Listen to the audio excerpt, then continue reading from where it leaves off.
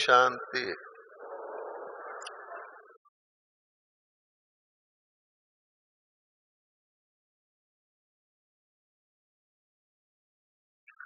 दूसरी बार कहने की जरूरत तो नहीं है ना।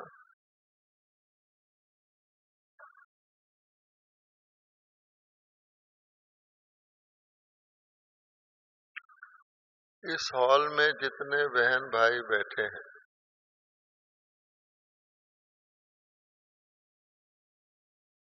जो बाबा के बच्चे ब्राह्मण हैं,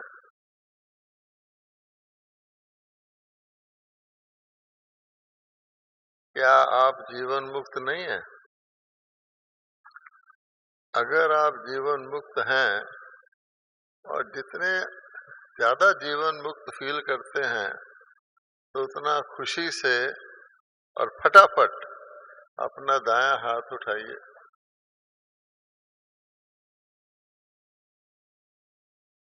बहुत अच्छा, बाबा खुश हो गया, आप भी खुश हो गए।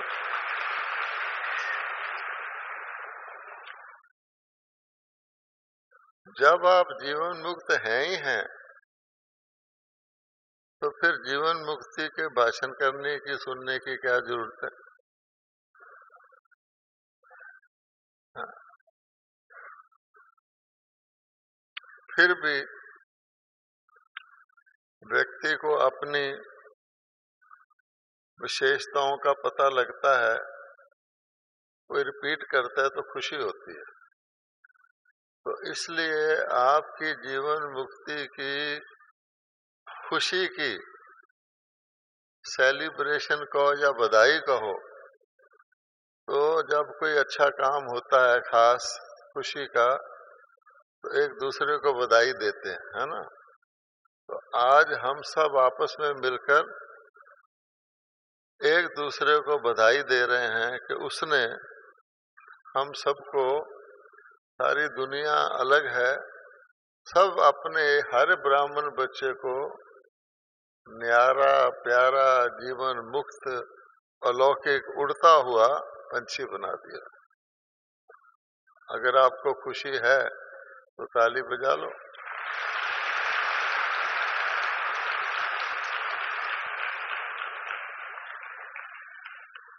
और डबल खुशी इस बात की है कि सिवाय बाबा के ब्राह्मण बच्चों के और सिवाय संगम युग के किसी भी युग में हम जीवन मुक्त हैं उसका अनुभव नहीं हो सकता। देवता जीवन मुक्त हैं पर उनको पता नहीं है कि हम जीवन मुक्त हैं। हम हैं और हमको पता है जीवन मुक्त है, तो जिसको पता होता उसको खुशी होती है ना। तो इसलिए हम हैं भी और हमें पता भी है, तो इसके लिए क्या करना चाहिए फिर आपको? हाँ,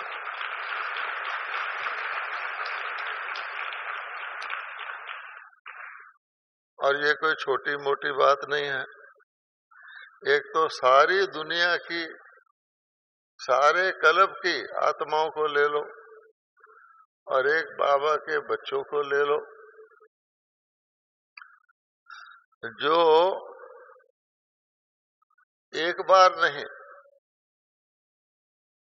अनेक बार, अनगिनत बार, अनेक कल्प कल्प जीवन मुक्त रहे हैं और जीवन मुक्त रहेंगे। इसके लिए आपको फिर क्या करना चाहिए? फिर हम क्या कहेंगे? वाह बाबा, वाह वाह बाबा, वाह तेरी कमाल है। अब बाबा ने हमको पता भी नहीं लगा, बाबा ने हमको जीवन मुक्त कर दिया। दुनिया के लोग मुक्ति सारे ही चाहते हैं, दुख की दुनिया है, कहीं ना कहीं दुख मिल ही जाता है रास्ते में। जब ज्यादा मिलता है तो कहते हैं भगवान छुड़ा दे। अच्छा, कह तो देते हैं, लेकिन अगर सचमुच भगवान कहे कि चलो छुड़ाता हूं चलो, उनको तो पता नहीं कहाँ जाना है, तो कहेंगे नहीं बाबा हम यही ठीक है, हम तो वैसे ही कह रहे थे। है ना। अच्छा, क्योंकि छुड़ा तो दे पर ले जा कहाँ, उनको पता नहीं है। तो खुश कब होते हैं, भले दुखी हैं, कितने अशांत हैं, तनाव में हैं, चिंता में हैं, कोई उनको कहते धनवान भव, आयुष्मान भव, उत्तरवान भव, तो खुश होते हैं, आपको आटा भी दे देंगे, कोई दान भी दे देंगे। वरना तो जा तेरा आज ही तुझे मुक्ति मिल जाए तो कहेंगे जाओ यहाँ से। इसलिए बाबा कहते हैं वो जो बोलते हैं उसका भी उनको मिल जाए तो पता नहीं क्या होना। तो बाबा कहता है दुनिया के अंदर, सारी दुनिया के अंदर 800 करोड़ आत्माओं की दुनिया के अंदर टेम्परेरी कोई हो सकता है, कोई हंस रहा हो। अच्छा, लेकिन पद्मा पदम सदा के लिए, सदा कल्प कल्प के लिए महान महान महान भाग्यशाली अगर कोई है और कोई उस घर में बैठे हैं जहां से भाग्य बढ़ता है? तो बाबा कहते हैं मेरे घर आ जाओ, किसी बड़े के घर जाओ, कुछ ना कुछ तो गिफ्ट मिल ही जाता है। तो मेरे घर आके जो बैठे हैं, सचमुच आके बैठ गए, एक तो होता है बैठेंगे, बैठना चाहिए ना, तो उनको कितनी खुशी होनी चाहिए। और कहाँ बैठे हैं, कौन से हॉल में बैठे हैं? ठहरो भाई, पहले पूरा तो सुन लो। कौन से हॉल में बैठे हैं? डायमंड। सतयुग है गोल्डन, जिसको हम सब चाहते हैं स्वर्ग में चलो। संगम युग क्या है? डायमंड। तो डायमंड बढ़िया चीज है ना। इसलिए डायमंड आत्मा बन जाए, और आत्मा ऐसी डायमंड बन जाए जो दूसरा भी टच करे वो भी डायमंड बन जाए। उसकी शक्ति बाबा ने आपको पावर दी है कि दुनिया में किसी को भी जीवन मुक्त बनना है तो आपके पास आएगा, नहीं तो बन नहीं सकता, है ना। क्योंकि हम शरीरधारी हैं। बनाएगा बाबा, रास्ता हम बताएंगे। और हर एक बाबा का ब्राह्मण बच्चा इसका अधिकारी है।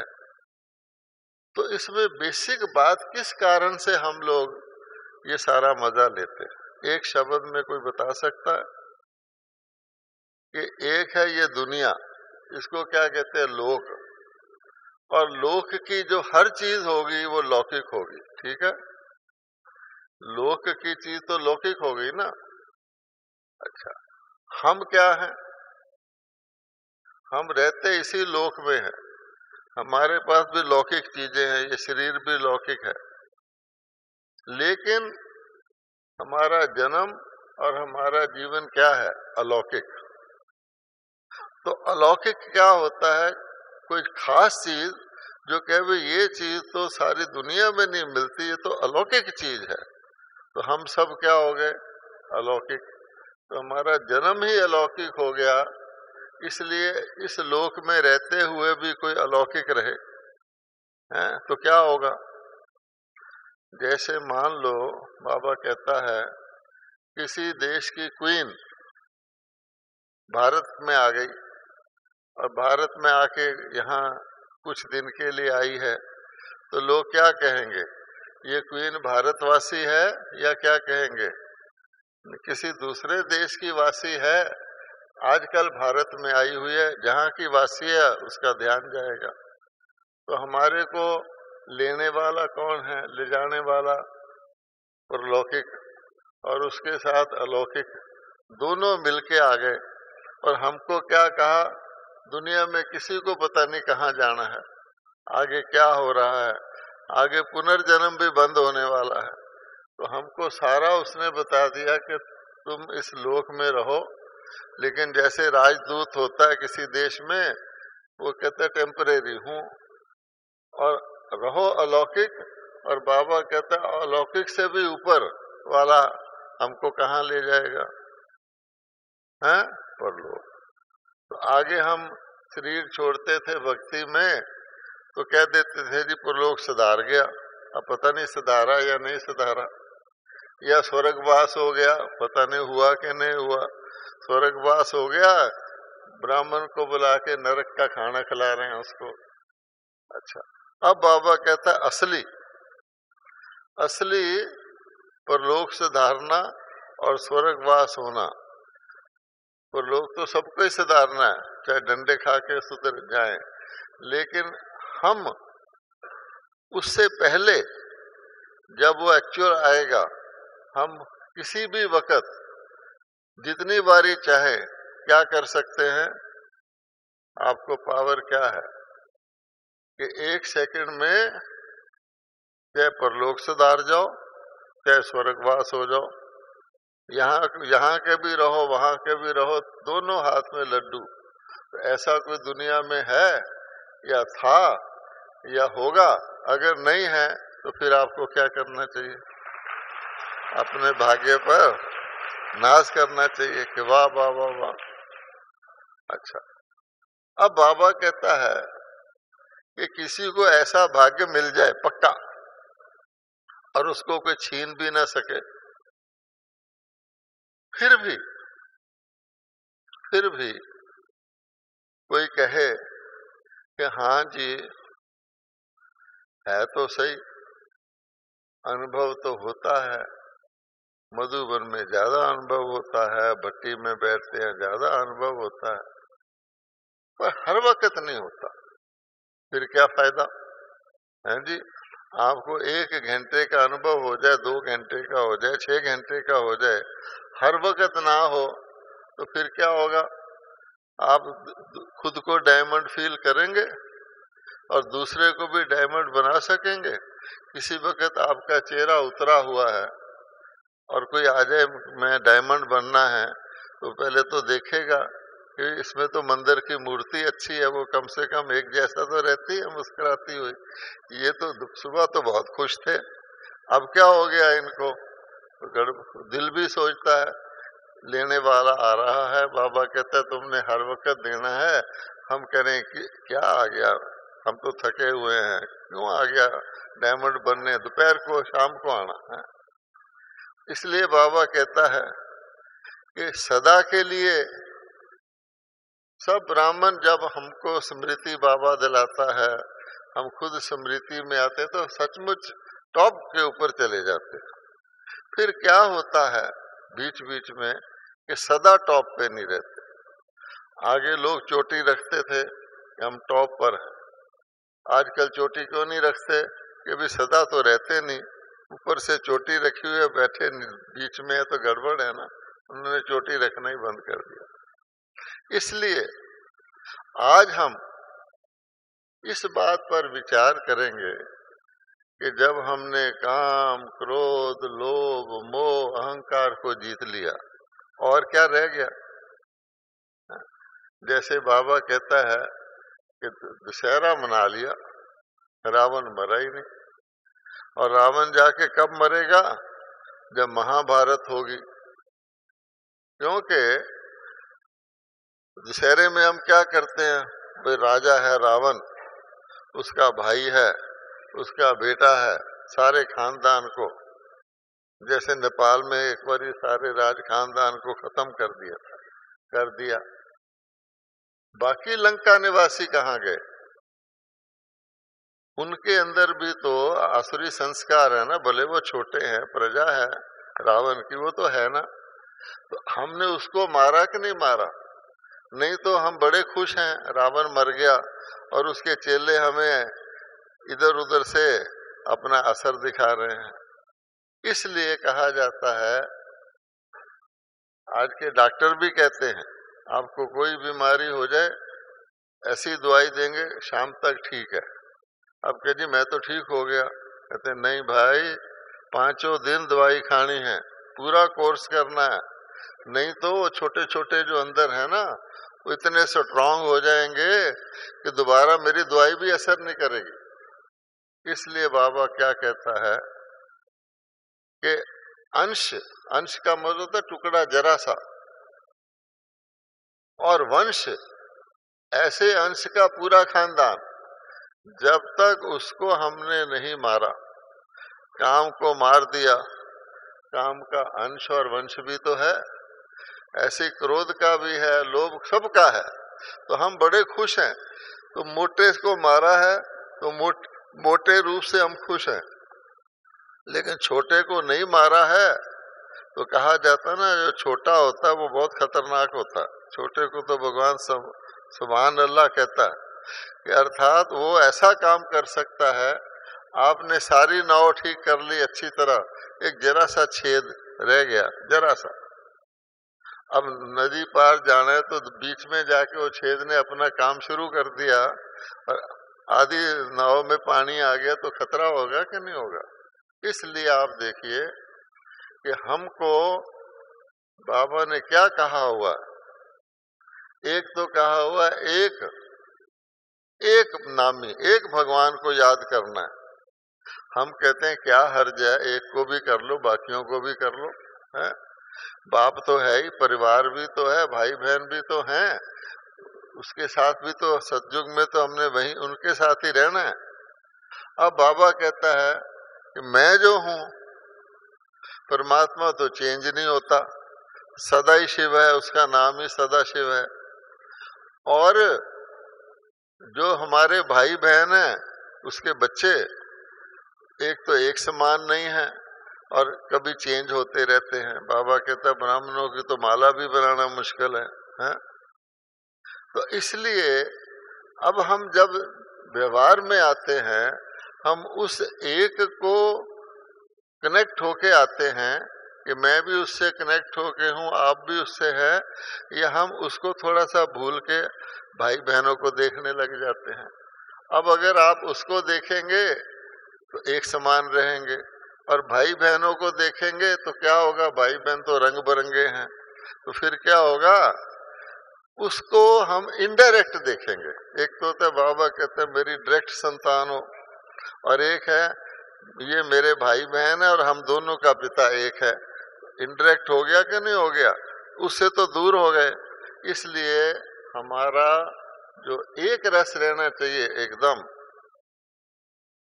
जिसको कहते एक बल एक भरोसा, हमें बल भरोसा एक भी है, साथ अपने बैंक बैलेंस का भी भरोसा है। अरे मेरे पास तो क्या है, कुछ भी हो जाएगा, पानी 100 रुपए बोतल मिलेगा, मैं खरीद सकता हूँ।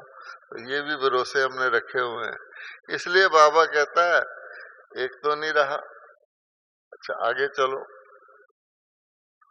काम का अंश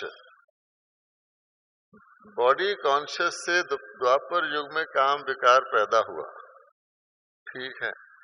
सतयुग में बॉडी कॉन्शियस नहीं होता, काम विकार भी नहीं होता। अभी हम संगम पर हैं, मोटे रूप से काम विकार को हमने छोड़ दिया, काम विकार का कर्मना छोड़ दिया, सोचना छोड़ दिया। लेकिन बाबा कहता है अंदर से टेस्ट करो अच्छी तरह से, तो आपको उसका अंश मिलेगा। वो अंश क्या मिलेगा, उसको हम रूप दे देते हैं स्नेह का, अलौकिक स्नेह, ईश्वरीय स्नेह, कि कईयों के साथ हमको सेवा करना अच्छा लगता है, ज्यादा अच्छा लगता है, बहुत नेचुरल लगता है, खुश रहते हैं। बाबा कहते हैं अलौकिक स्नेह में कोई हर्जा नहीं, लेकिन हर चीज की लिमिट होती है। अगर अलौकिक स्नेह की लिमिट को क्रॉस कर जाए, तो जैसे सीता ने लाइन क्रॉस की, तो काम विकार का अंश अपना काम करना शुरू कर देगा। तो फिर वो जो है अति इंद्रिय सुख है, फ्रीडम है, जीवन मुक्त है, वो मुक्त नहीं रहेगा। ऊपर से मुक्त रहेगा, कहीं कहीं ना कहीं रस्सी फंसी हुई रहेगी। तो करके देख लो। इसी प्रकार से क्रोध पे आ जाओ, क्रोध हमने छोड़ दिया। बाबा ने आज भी मुरली में कहा है, बाबा कहता है कि दूसरों की सेवा करते हो उसमें आपका कल्याण हो जाता है, पब्लिक की स्टेज पर रहते हो तो दूसरे को समझाते हो क्रोध नहीं करना, तो आप तो करना मुश्किल हो जाएगा, आप करोगे तो क्या होगा, हर वक्त स्टेज पर रहो। लेकिन क्रोध के भी बाल बच्चे बहुत बढ़िया हैं। वो क्या है कि किसी से कईयों के तो हमारी पटती है, बड़े अच्छे लगते हैं, किसी किसी से हमें ईर्ष्या आ जाती है, ये ऐसा क्यों। बाबा ने कहा ड्रामा एक्यूरेट है, पर ये ऐसा क्यों, मैं ड्रामा को चैलेंज कर रहा हूं, फिर थोड़ी सी घृणा आ जाती है। आपके कमरे में किसी को डाल दो, हैं, आपके कहेंगे हमारे कमरे में मेरे ही एरिया वाले आए, खाना खाने जाएं तो भी मेरे ही सेंटर वाले मेरे आसपास बैठे। अरे वो तो रोज ही बैठते हैं, यहाँ तुम्हें मौका है दूसरों के, नहीं अच्छा लगता है ये। अच्छा, फिर ऐसे भी लोग होते हैं कहेंगे इसको देख के तो मेरी अवस्था खराब होती है, इससे अच्छा है मेरी अवस्था ठीक रहे तो मैं इससे दूर ही रहूं, किनारा कर लूं।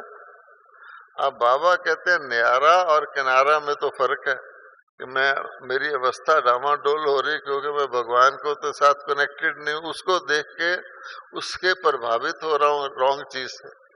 इसलिए बाबा कहता है तो या फिर दूसरे को नीचा करके, बाबा कहते हैं मेरे सारे ही बच्चे हैं, सारे ब्राह्मण हैं, मेरे लिए तो एक एक बच्चे की विशेषता देखनी है, मुझे तो उनको स्वर्ग में ले जाना है।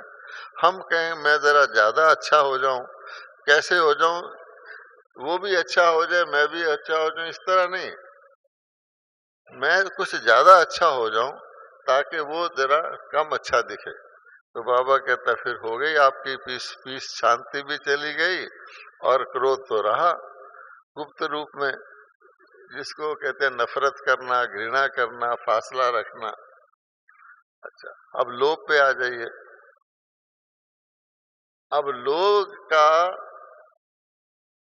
रूप हम क्या लेते, आवश्यकता, इस चीज की तो मुझे जरूरत है ना। बाबा कहता है जरूरत है तो ठीक है, मोटे रूप से तो हमने लोभ छोड़ दिया। बीके को लोभ क्या करना है, बीके को तो पता है आगे दुनिया चलनी नहीं, तो जो कुछ है खाओ पियो मौज करो, उसका फायदा हो गया और ही ज्यादा जमा करने की जरूरत नहीं, रिश्तेदार संबंधियों से छुट्टी। लेकिन अपने लाइफ में हमें जरूरत तो पड़ती है ना, तो इसलिए हम शब्द यूज करते हैं आवश्यकता। बाबा कहते ठीक है आवश्यकता है, पर हर चीज की हद होती है, आवश्यकता भी की भी तो कोई हद है ना, तो हद तक आवश्यकता है। अगर हद को क्रॉस कर गया तो फिर कहेंगे लोभ है। मान लो किसी को कार की आवश्यकता है, असली आवश्यकता आजकल कार बहुत जरूरी है, लेकिन जब मैं कहूँ कार तो लेनी है चलो, तो फिर जितने सब बीके हैं उनमें जिन्होंने जो जो भी कार ली है, मेरे पास तो पैसा है, उनसे भी बढ़िया आजकल किया नाम की कार बहुत अच्छी आई है, वो क्यों ना ले लूं मैं। तो फिर क्या हुआ, लाइन क्रॉस की तो लोभ आ गया। इस प्रकार से फंसते हैं। किसी भी चीज में होगा, लिमिट क्रॉस की सीता ने तो गई उसकी जेल में। फिर मोह है। अब जो मोह है, मोह का बाबा कहते हैं मोह तो हमने छोड़ दिया, नष्टो मोहा तो हमारा स्लोगन ही है। इस दुनिया से अब हमें क्या मोह है। जैसे छाछ को बिलोने से मक्खन निकले आता है, तो मक्खन वापस छाछ में नहीं जा सकता, करके दिखाओ कभी मक्खन वापस जाता है इतना टुकड़ा भी। तो सारे बीके तो बीके हो गए, अब बीके को दुनिया में चले जाओ, कोई जबरदस्ती भी करेगा नहीं जाएंगे। बीके को कहो तुम शरीर हो, वो मानेंगे नहीं मानेंगे। अच्छा, लेकिन अच्छा लगता है, ये शब्द है अच्छा लगता है, अच्छा लगता है तो ठीक है, लेकिन अगर अच्छा लगता है तो हर चीज अच्छी लगनी चाहिए। फिर चट्टियों वाला कपड़ा भी अच्छा लगना चाहिए, बढ़िया भी अच्छा लगना चाहिए, खीर भी अच्छी लगनी चाहिए और खिचड़ी भी अच्छी लगनी चाहिए। लेकिन जब हम देखते हैं कि ये ज्यादा अच्छा लगता है, पसंद करते हैं हम, तो फिर अच्छा में तो फर्क आ गया ना। तो जो ज्यादा अच्छा लगता है लिमिट के बाद उसको मोह हो गया हमारे पास। अब सबसे बड़ा वंडरफुल चीज जिससे हर एक बीके को बहुत ध्यान रखना है, वो है मैं। अच्छा, अब सब जानते हैं कि बाबा ने हमको क्या कहा कि जब मैं बच्चों को जन्म देता हूं तो जन्म बर्थडे गिफ्ट जन्म घुट्टी में ही हर ब्राह्मण को मैं कोई ना कोई विशेषता देता हूं, अलौकिक चीज देता हूं, क्योंकि है ही जन्म अलौकिक, तो बाकी दुनिया के पास वो चीज नहीं होगी जो बीके के पास होगी। अब उसने आपको कोई विशेषता दे दी। बाबा ने मुरली में कहा है कि देखो, भोग बनाना वो भी एक सेवा है, भोग लगाना वो भी एक सेवा है, ठीक है। अब मेरी ड्यूटी भोग बनाने की है, तो मुझे कम से कम ये भी नशा होना चाहिए कि मेरे को बाबा ने भोग बनाने की ड्यूटी दी हुई है, और मैं भोग को जिस तरह बनाना है, जिस स्थिति में रह के बनाना है, उसकी वैल्यू को रख के बनाना है, वो हर एक उसको खाएगा, उसमें कोई टेस्ट की बात नहीं है, उसमें बाबा की शक्ति भरनी है। और वो सोचने लग जाए मेरा तो काम थाली बना के रखना है, असली तो जो भोग लगाता है वो है वैल्यूएबल। तो फर्क पड़ गया कि अपनी ड्यूटी को विशेष ना समझ के बाबा ने कहा हर बच्चा मेरी सारी स्वर्ग बन रहा है, हर बच्चे की विशेषता है, हर काम इम्पोर्टेंट है। अगर आप भोग बनाएंगे नहीं तो वो लगाएगा क्या, ड्राई फ्रूट लगाएगा। इसलिए वो विशेषता मुझे बाबा ने दी। अब गलती खाते खाते खाते बॉडी कॉन्शियस में आकर के मैंने समझा मेरे में बहुत बहुत विशेषता, देखो मेरी कमाल है, मैंने ये कर लिया, मैंने वो कर लिया। तो बाबा कहता है अपने आप उस भगवान की विशेषता को मेरी कहना, ये एक बड़ी सूक्ष्म सी बात है, हम उसमें आसानी से फिसल जाते हैं। मैंने मेहनत की है, मैंने ये काम किया है, मैंने इतना सहयोग दिया है, ये जो मैं शब्द है, तो बाबा ने जब 3 शब्द कहे थे शरीर छोड़ते समय, व्यक्त होते समय, तो यही कहा था कि साकार में निरअहंकारी। तो अहंकार अर्थात मैं, तो भगवान की विशेषता को अपनी कहना, और भगवान के घर में है तो हमारी विशेषता यूज हो रही है। अगर हम भगवान के घर में ना हो तो वो विशेषता की क्या वैल्यू। मान लो मुझे बहुत अच्छे कपड़े धोने आते हैं, सफेद बढ़िया, अगर मैं भगवान के घर में धुलाई करता हूँ तो मेरी, और उसके भगवान के बच्चों के लिए भगवान के कार्य करता हूँ। अगर मैं भगवान के घर में ना हूँ, बहुत अच्छे सफेद कपड़े धोने वाले दुनिया में लाखों हैं, मैं भी कोई दुकान खोल के बैठा हुआ हूँगा। तो इसलिए ये जो है अहंकार, ये भी हमको गड़बड़ कर जाता है। तो ओवरऑल बाबा कहता है मेरे सारे बच्चे मैं देख के बहुत खुश होता हूँ, क्योंकि सबको मैंने अलौकिक बनाया है, और सबको डेफिनेटली स्वर्ग में भी जाएंगे, आज की दुनिया में भी बाकी की भेंट में बड़ी बड़ी समस्याओं को क्रॉस कर जाएंगे, उनको फील ही नहीं होगा, ये पक्की बात है। लेकिन उससे आगे अगर आप चलेंगे कि मेरा वहां पर क्या स्थान है, तो बाबा ने बहुत सारी निशानियां बताई हुई हैं कि अगर कोई उदास रहता है, उदासी जिसको आती है, तो उसका क्या मतलब हुआ कि वो सतयुग में दासी बनेगा। अब क्योंकि भगवान के घर आके इतना बड़ा वर्षा, सबने तालियां बजाई, कितनी बारी हाथ उठाए, हम वो हैं, और मुझे उदासी आ जाए, हैं? उदासी के साथ उबासी भी जोड़ लो, चलो कोई बात नहीं। अच्छा, अब देखो, तो मेरा पद तो निश्चित हो गया। अगर मेरे पास ज्ञान धन बहुत है, लेकिन मुझे उस ज्ञान धन को यूज करना नहीं आता, विधान है विधि नहीं आती, तो फिर मैं सतयुग में क्या बनूंगा। बाबा कहता है वहां रॉयल प्रजा बनोगे, बहुत धन होगा, वो होगा, लेकिन अधिकारीपना नहीं होगा। यूज करना, कोई दूसरा यूज आजकल भी होता है कि नहीं, नेता लोगों के पास पावर होती है, कोई ना कोई बिजनेसमैन अमीर आदमी उनके साथ रहता है, उसका धन वो यूज करता है, अमीर को भी साथ मिल जाता है, लेकिन वो अधिकार नहीं रखता। तो दास भी अधीन और ये भी अधीन। ऐसे बाबा ने हर एक की स्टेज बताई हुई। तो कहने का भाव ये है कि हमको यहाँ पर संगम पर इतनी, बाबा ने कहता है, कई बारी बाबा ने अनेक तरीके से कहा है, कभी ऐसा सेवाधारी बाप मिला, कल भी मुरली में कहा था, सोशल सर्विस करने वाले होंगे लेकिन वो अपने खाने पीने का प्रबंध तो उसमें रखते हैं ना। तो बाबा कहते हैं ऐसा जो इतना हाईएस्ट होकर के और बिल्कुल सेवा करे और बच्चों की हर नाज नखरा भी सहे, उसका सब कुछ कहे, बच्चा भागने की कोशिश करे फिर उसको पकड़ के लाए। कहता है हमने थोड़ी भगवान को पाया है, मैंने आपको ढूंढ ढूंढ के निकाला है। तो सारी हम कहते भी तेरा शुक्रिया। अब बाबा कहता है कि ऐसे बच्चे होकर जो अति इंद्रिय सुख का अनुभव कर सकते हैं, सतयुग के देवता हर चीज का अनुभव कर सकते हैं, जन्म जन्मांतर कर सकते हैं, लेकिन अति इंद्रिय सुख यानी इंद्रियों से न्यारा होने का सुख नहीं कर सकते।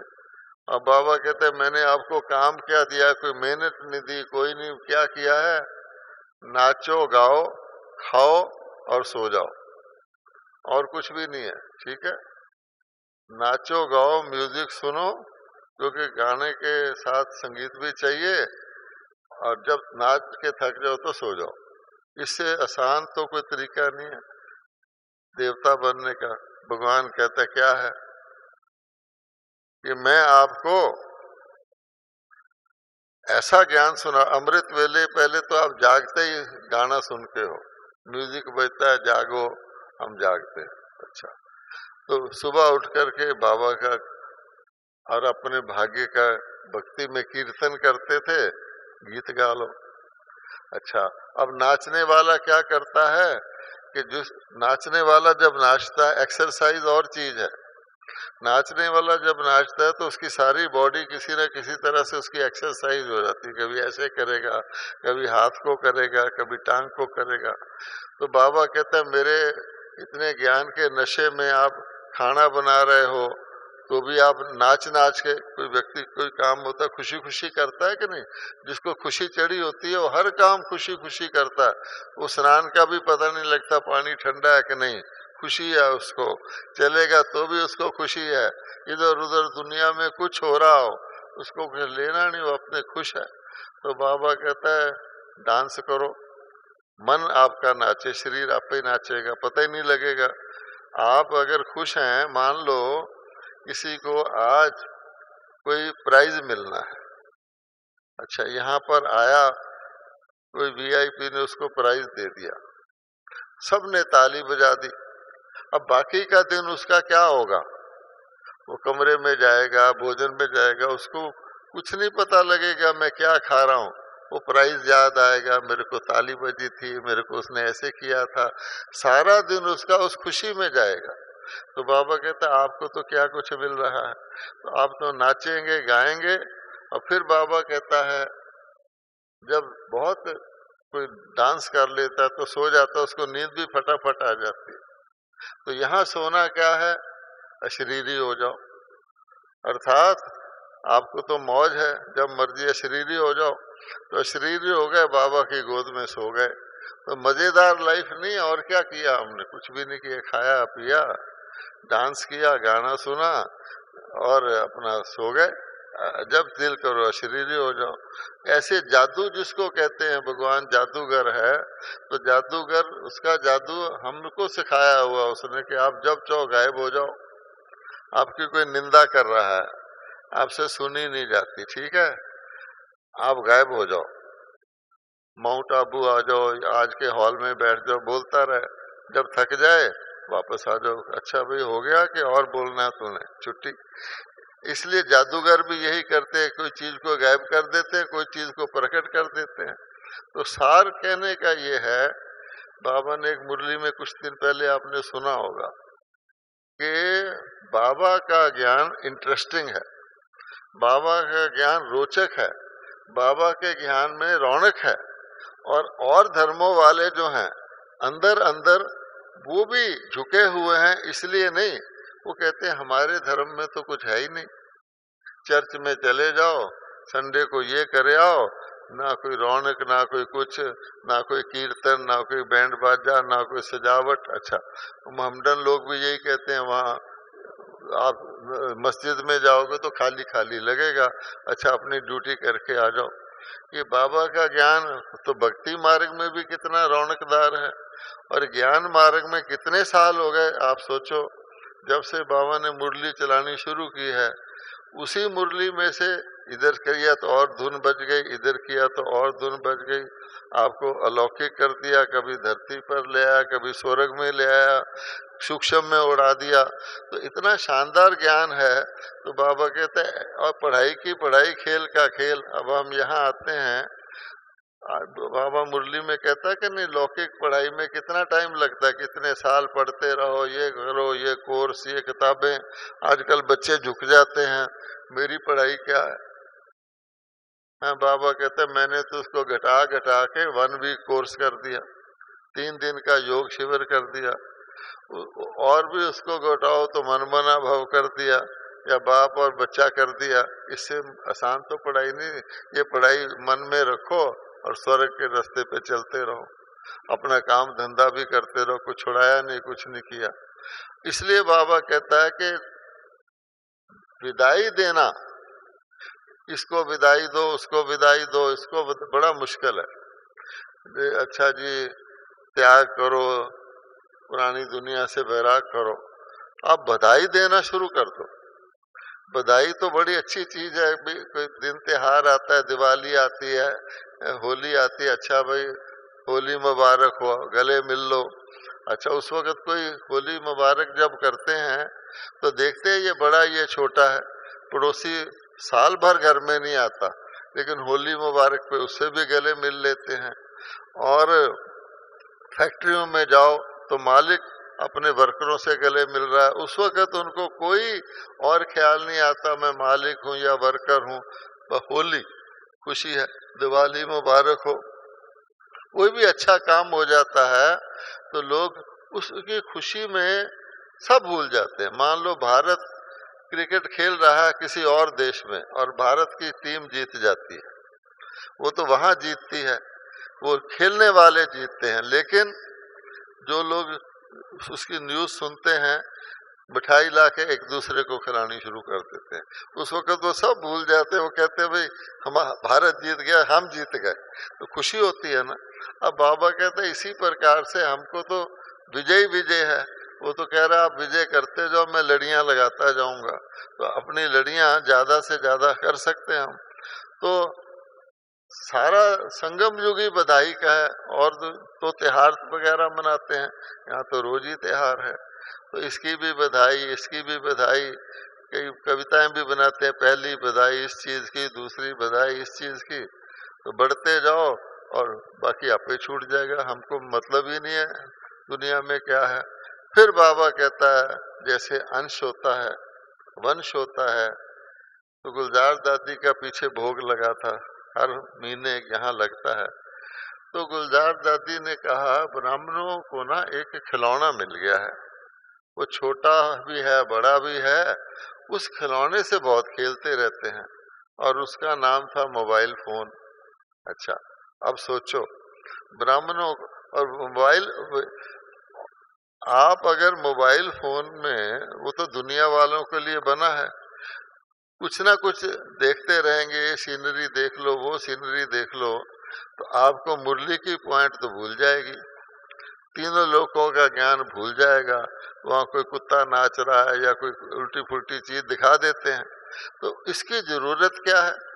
बाबा कहता है समेटो, अपनी संकल्पों की शक्ति को बढ़ाओ, संकल्प थोड़े करो, धारणा के करो, जो दूसरे को आप 2 शब्द बोलो तो पूरा भाषण हो जाए। तो ये मोबाइल फोन रखना, ये एक माया का तरीका है कि माया ने सोचा मेरे पास आना इनका मुश्किल है, मैं इनके पास चली जाता हूँ। हर एक की जेब में वो मोबाइल फोन रहेगा। यहाँ भी आप घूम के देख लो, मधुबन में आए हुए हैं, सुबह टीचर को अनाउंस करना पड़ा क्लास में कि भाई मौन तो ठीक है, और MB है उसको बंद रखना। तो वो हम क्यों करते हैं? या न्यूज सुनना दुनिया की, फलाना मर गया, ये ट्रक गिर गया, ये बिल्डिंग जल गई, हमने क्या लेना। इसलिए बाबा कहता है कि ये भी बड़ा इम्पोर्टेंट है कि हम समेटने का टाइम है। अगर हम संकल्पों को नहीं समेट पाएंगे, व्यर्थ को नहीं समेट पाएंगे, तो वो कॉन्सेंट्रेटेड जो डायमंड कहते हैं इतना सख्त होता है कि उसको कोई चीज काट नहीं सकती सिवाय डायमंड के। तो हम डायमंड आत्मा है जिसके ऊपर कोई प्रभाव ही ना पड़े, और बाबा कहते हैं हम प्रभाव डालें, उसकी बजाय ये चीजें हम करेंगे तो फिर होगा क्या, न्यारे रहेंगे, प्यारे रहेंगे, अतिर इंद्रिय सुख कभी कभी आया करेगा। इसलिए मोटे रूप से बाबा हर बच्चों को शाबाश देता है, बधाई देता है। देखो सारी पुरानी दुनिया से बुद्धि निकालकर अपने सबसे बाबा के बच्चे बन गए, हंस तो बन गए। अब हंसों ने कितने मोती चुगने हैं, क्वेश्चन ये है। 2 मोती चुगने वाला भी हंसी कहलाएगा, है ना। और जो लगातार मोती चुगता जाएगा, वो दादी जानकी भी हंस है, दादी गुलजार भी हंस है, कितने हमारे होली हंस हैं। उन्होंने जिंदगी भर क्या किया। मम्मा के लिए आप सुनाते हैं कि मम्मा बॉम्बे की सड़क, बड़ी सड़क पर कार में जा रही है, रमेश जी कार चला रहे हैं, एक बहुत बड़ा पुल है सड़क के ऊपर, उसमें किसी कैमरा कंपनी का नाम लिखा हुआ, तो गुजरे, कहते हैं अंधे को भी वो दिख जाए कि ये लिखा हुआ अगर आंखें खुली हैं। तो मम्मा से पूछते हैं, मम्मा आपने वो बोर्ड देखा? तो मम्मा क्या कहती है, आंखें तो खुली हैं, कि मम्मा पुरानी दुनिया की चीज को देखते हुए भी नहीं देखती। अर्थात जब आपका ध्यान और तरफ है तो आप देख रहे हैं पर आपका कोई मतलब नहीं, इसलिए फिर मम्मा मम्मा बन गई। तो हमको, अब ब्रह्मा बाबा को देखो, ब्रह्मा बाबा ने कितना रोज मुरली को, बोलने वाला तो ब्रह्मा बाबा ही है, मुरली को कैसे वैरायटी करके आज ये हमको 20 साल पहले की मुरली भी आप सुनेंगे, आज भी आप सुनने वाले हैं रिपीट, लेकिन आपको लगेगा नई है, मेरे पर लागू होती है, अभी मैंने ये काम नहीं किया, है ना। अब बाबा कहते हैं आखिर तो एंड आना है कि नहीं आना। और आज भी बाबा ने कहा है कि अगर आपने हर वक्त टेंशन नहीं रखा, मान लो 1 घंटा आप साधारण पुरुषार्थ कर रहे हैं, फीवर में नहीं है, और उस घंटे में अंतिम घड़ी आ गई, तो फिर क्या होगा? तो फिर जो उस वक्त की अवस्था होगी अंत मते सुगते हो जाएगा। तो साधारणता का तो मतलब ही नहीं है। बाबा कहते हैं व्यर्थ को तो छोड़ो, तो हमारी संगम युग की समय और संकल्प क्वालिटी होना चाहिए, लिमिटेड। जैसे हीरे जवाहरात की दुकान होती है, उसमें महंगा माल होता है, कोई राशन की दुकान नहीं है कि बोरी भर के आप गेहूं ले आए। तो ब्राह्मण को ये जीवन बनाना है ताकि अंदर से हम यही चाहते हैं, लेकिन ये जो छोटी मोटी लीकेज हो रही है, बीच में कोई अणु आके हमारी ताकत को खा रहा है, शरीर में भी किसी अंग में रोग हो जाए, डॉक्टर कहता है भाई तुम्हें तो ये एलर्जी हो गई है, तुम्हें तो ये वायरस लग गया है, इसको ठीक करो, तो हम करते हैं। तो आत्मा का परमानेंट इलाज हो रहा है। तो बाबा इस वक्त कर रहा है, कहते हैं आखिर भी बच्चों को अपने हित में ही इसको पूरा करना है। इसलिए जीवन मुक्त हम हैं, लेकिन पूरे जीवन मुक्त हो, हर वक्त जीवन मुक्त हो, इसमें बाबा कहते हैं इंद्रियां हमारा कहना माने, जब मैं चाहूं मेरा मन चुप हो जाए तो उसी वक्त हो जाए, 15 मिनट ना लगे। जब मैं चाहूं मेरा मन इस तरफ जाए तो रास्ते में रुकावट ना करे, छोटी छोटी चीजें हैं, तो कंट्रोल रहेगा। तो फिर बाबा कहता है आपका कंट्रोल में सारे तत्व आ जाएंगे। अभी भी हम तत्वों के अधीन हैं। हम कह देते हैं संगम युग है, देखो भाई कलयुग की दुनिया के प्रभाव तो आएंगे ही। बाबा ने कह रखा है संगम युग वालों को कुछ भी हो रहा हो, पास वाले घर में आग लग रही हो, इधर अर्थक्वेक आ रहा हो, ऊपर तूफान आ रहा हो, संगम युग वाले इतने अनअफेक्टेड, इतने न्यारे और खुश रहेंगे, कुछ भी नहीं। लेकिन अगर वो ये सोचने लगे ड्रामा में ये गलत है, इसने ये गलत किया, या ये मेरा है, मैं इससे अच्छा हूँ, ये तो फिर सेक आएगा। तो हमको फायदा लेना चाहिए। आप मधुबन में आए हैं, बाबा के घर में आए हैं, यहाँ तपस्या भूमि है, तपस्या भूमि का बहुत प्रभाव होता है। तो जो है कि शांत होकर ऐसे नहीं दिन पास कर लिया, बाबा की मुरली सुन ली ना, तो आपको बाबा प्रैक्टिकल दिखेगा। जैसे विदेशियों ने बाबा को देखा ही नहीं था, लेकिन उन्हों की ऐसी स्ट्रॉन्ग धारणाएं रही हैं, अपने देश में रहकर उनको सचमुच फील होता, बाबा फील कराता है कि हाँ मैं तुम्हारे साथ हूँ।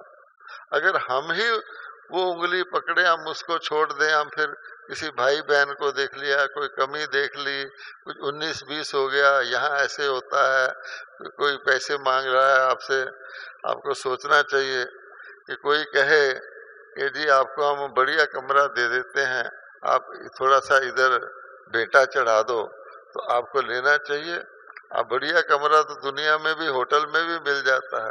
आप कहो जी हम धरती पर सो जाएंगे घास में, वहां बाबा आपको वो अनुभव कराएगा। तो हम अपने असूलों को ना छोड़ें।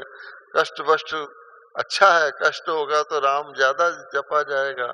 ये सारी चीजें हमने देखनी है। कहा गया है कि जुल्म करने वाला तो रॉन्ग है ही, जुल्म सहने वाला भी रॉन्ग है। तुम क्यों जुल्म सहता है? इसलिए कोई आपको गलती करता है, आपको ऑफर करता है, लालच करता है, वो रॉन्ग है। लेकिन उस लालच को पूरा करना, यहाँ हम तपस्या करने आए हैं या कि हम रेस्ट करने आए हैं, इसलिए हर चीज में अपने प्रिंसिपल पर रहना, बाबा उसके नंबर देता है।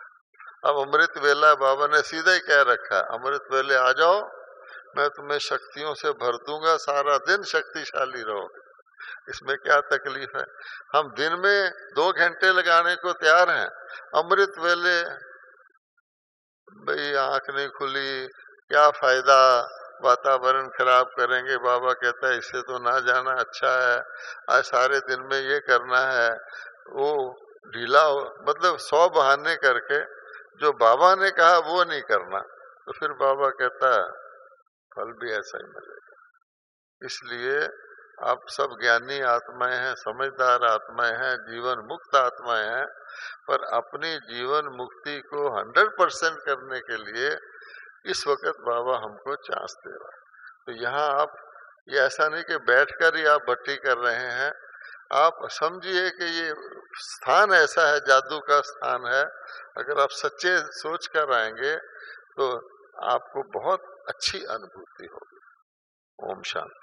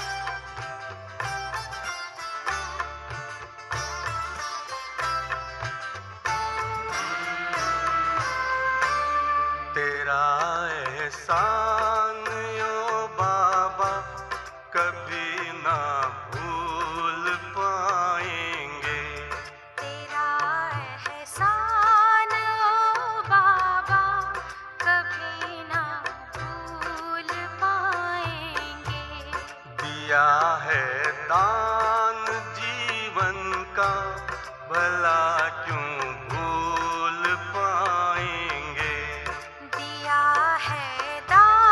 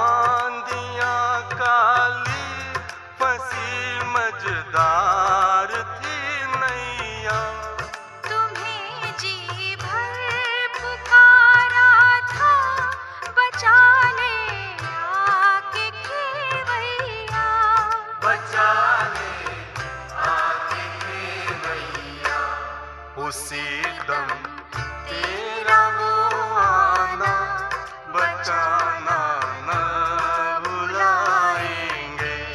तेरा एहसान ओ बाबा कभी ना भूल पाएंगे।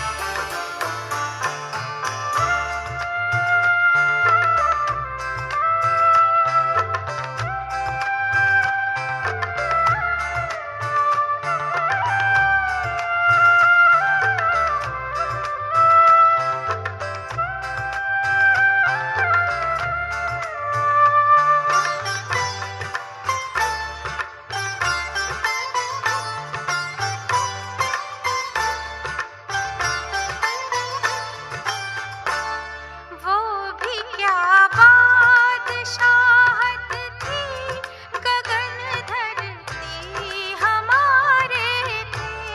हवा ये चांद सूरज सब हमारे ही सहारे थे।